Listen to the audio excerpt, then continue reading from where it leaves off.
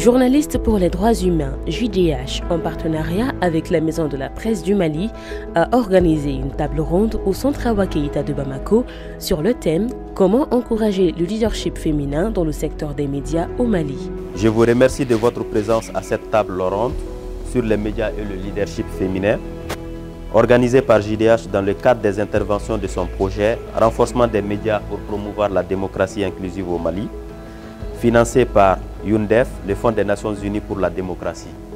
Cette activité s'inscrit dans les priorités de notre bureau. La Maison de la Presse, à travers cette tribune, demande aux organisations médiatiques d'être sensibles aux problématiques du genre et de les inclure dans leur nouveau plan d'action de la nouvelle année. La table ronde sur les médias et le leadership féminin a été facilitée par Ramata Dia, journaliste à la Radio Guintan et coordinatrice générale de Fenzancom, en présence de divers acteurs et actrices du secteur des médias, d'établissements de formation en journalisme, du Conseil national de la transition, en l'occurrence les représentantes des commissions de la communication et de la promotion de la femme. Et si vous demandez à beaucoup de gens aujourd'hui, le combat des femmes est un combat isolé. Et nous disons, au niveau des femmes, nous disons que faisons en sorte que les femmes ne soient pas un fardeau, mais qu'elles contribuent au développement. On a essayé de faire un état des lieux. Quand j'ai essayé de faire cet état des lieux, j'ai téléphoné à diverses personnes, j'ai regardé ces différents sites. Et une chose m'a frappé, c'est qu'il n'y a pas de statistiques fiables sur la position des femmes dans les médias. Il y a même des médias qui ne peuvent pas nous dire combien de femmes elles ont, parce que la situation est extrêmement fluctuante, elle bouge. Il y a aussi le fait qu'il y a beaucoup de gens qui n'ont pas de femmes en pole position dans les médias. Il y a un exemple très précis qui est à côté de nous tous les jours. Quand on regarde la télévision du Mali, on est impressionné, parce que s'il y a un homme qui présente, peut-être 3 ou 4 femmes vont présenter à la. Mais quand on regarde l'organigramme de l'ORTN, il y a eu de très grands journalistes ici, comme Fatim Sidibé, qui vraiment a fait des documentaires impressionnants. Il y a eu aussi Sadio Touré, il y a eu Aïssata Sissé. Moi, je n'ai pas vu que ces femmes avaient des postes de responsabilité dans les médias, même d'État. Donc, elles sont cantonnées à des positions de présentatrices. L'autre chose qu'on peut vraiment, l'absence de coordonnées pour la promotion féminine dans les médias publics et privés, des politiques coordonnées. Là, on le voit parce que quand on demande aux gens combien de femmes il y a à des postes de responsabilité, on ne peut même pas vous répondre. Ça veut dire que dans ces rédactions, il n'y a pas de politique coordonnée pour dire que vraiment, on va aller vers tel nombre de femmes qui vont être dans les postes de responsabilité. On va faire des formations pour ça, ou bien on va faire ci, ou bien on va faire ça. Il y a aussi la peur de contrarier la société. Plus d'une fois, j'ai vu des gens dire « Ah bon, tu parles de tel sujet ?» Il y a le harcèlement sexuel aussi dans les rédactions.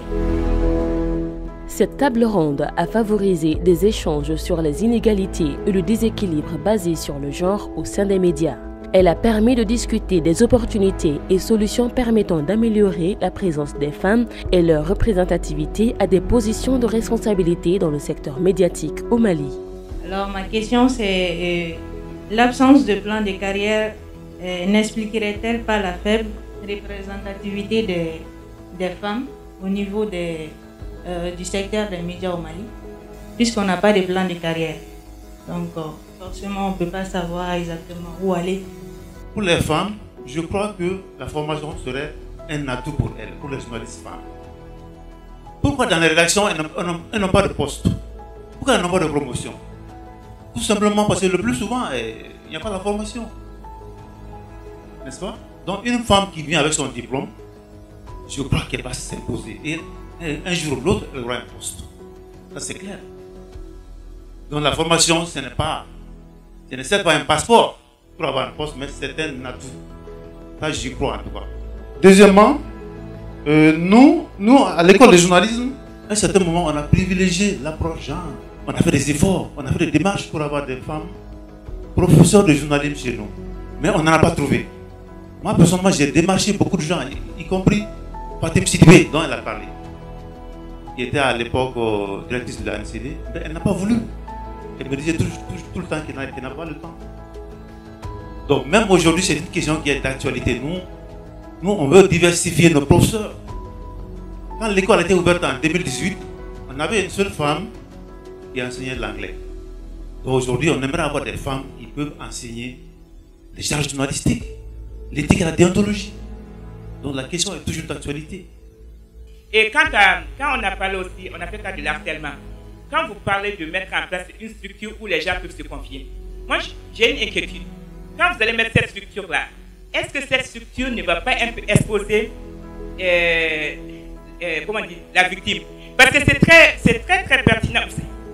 Il y a un souci. Parce que comme on le disait, dénoncer son agresseur, c'est un problème. Ne pas le dénoncer, c'est un problème. Parce que même quand les femmes vont commencer à aller se référer à une structure pour dire elles sont harcelées, est-ce que tout le pays qui aura à payer après, elles vont rester dans ces métiers et puis se faire un nom? Au cours de cette table ronde, des recommandations majeures ont été formulées. Ces recommandations s'adressent en priorité aux fêtières des médias, aux associations féminines professionnelles du secteur, aux responsables de rédaction, aux autorités, ainsi qu'aux partenaires techniques et financiers intervenant en faveur du genre, des droits humains, de la démocratie et de la bonne gouvernance au Mali. Dans les recommandations aussi, il faut que nous, on ait des statistiques fiables. On ne peut pas toujours venir à la 10e conférence et dire qu'on n'a pas de statistiques.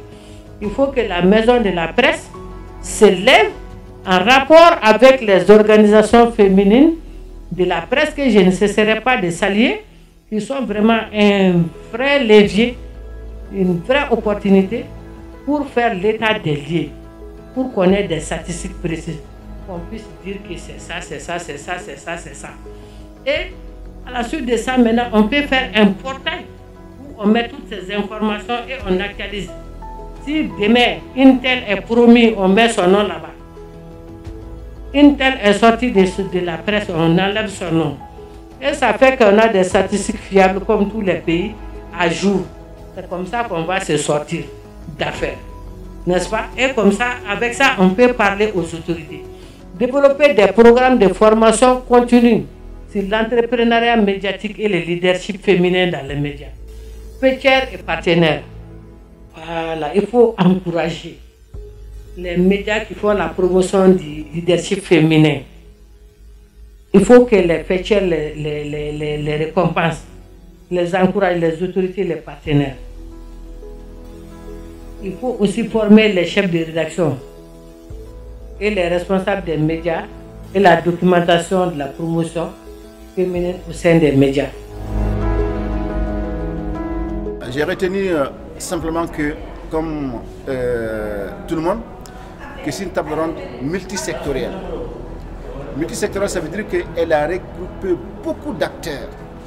Il y a des parlementaires, il y a des autorités de régulation, il y a des autorités d'autorégulation, il y a des associations d'appui aux médias, il y a des associations fêtières des médias, il y a aussi comment on appelle, des journalistes tout court.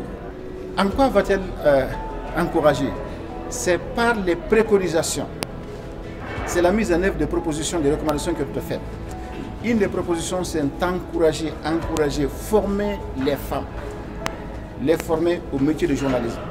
L'une des préconisations, des recommandations, c'est faire en sorte que dans les médias, que les femmes ne soient pas dans des ghettos. Laisser la possibilité aux femmes de traiter tous les sujets d'importance. Est-ce que vous voyez? Si cela est fait, je pense que de plus en plus, on saura que les femmes existent.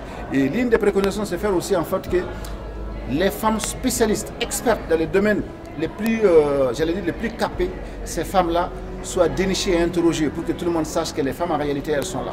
Est-ce que vous voyez? C'est aussi faire en sorte que dans les différentes rédactions, est-ce que vous voyez, que ce soit dans les télévisions, dans les journaux, dans les radios, que ce soit dans le public ou le privé, les femmes occupent des postes de responsabilité si elles sont compétentes.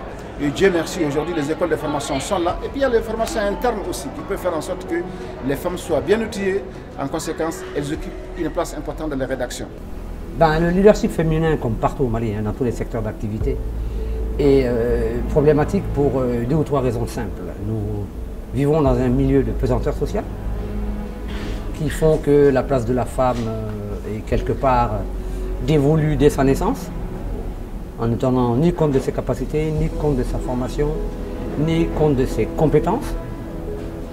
Et que donc cela entraîne une deuxième chose qui fait que souvent on ne l'aide pas à aller haut. Et en ne l'aidant pas à aller haut simplement parce qu'on ne l'éduque pas dans ce sens, on ne lui permet pas d'avoir autant confiance en elle peut-être qu'un garçon pour avancer. Les femmes journalistes, on a trop de problèmes. Parce que ce qu'Aramata a exposé, on dirait qu'elle parlait de moi. Par exemple, mon tout premier reportage, c'était la CAN 2002 au Mali. À l'époque, les gens me regardaient comme un sorcier. On me disait que, hé, toi là, qu'est-ce que tu fais? Ça, c'est pas un travail pour les femmes. Même mon mari n'était pas d'accord avec moi. Parce qu'une femme journaliste, la plus forte journaliste sportive, vraiment, tu n'as pas le temps. Le matin, tu sors, c'est juste tardivement, tu rentres dans ta maison. Il y a la famille, il y a les enfants. Bon, il y a beaucoup de choses dans la famille. Donc, vraiment, mon mari n'était pas d'accord, mais finalement, il a pu me comprendre. Maintenant, je suis la chef d'export à la télévision malienne. Je suis membre de la CAF, c'est-à-dire la Confédération africaine de football. Je suis commissaire de match à la CAF. Je suis membre du football féminin à la Fédération malienne de football. Je suis membre de la commission presse à la Fédération malienne de basketball. Bon, aujourd'hui, je peux dire que j'ai eu beaucoup d'avantages et maintenant ça va, je ne peux pas tout expliquer.